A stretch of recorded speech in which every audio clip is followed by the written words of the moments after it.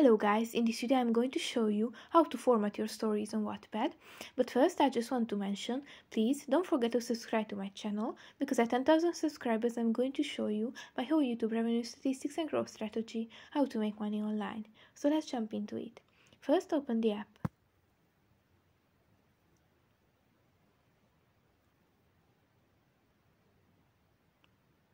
Then open a story of yours, a story that you want to format. Tap on Edit,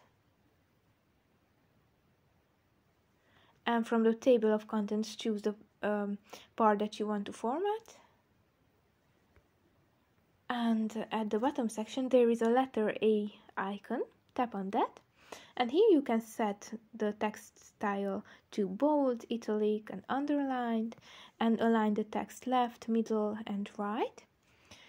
And that's pretty much it for this video. I hope it was helpful for you. If it was, please consider subscribing, and see you in the next one. Bye bye.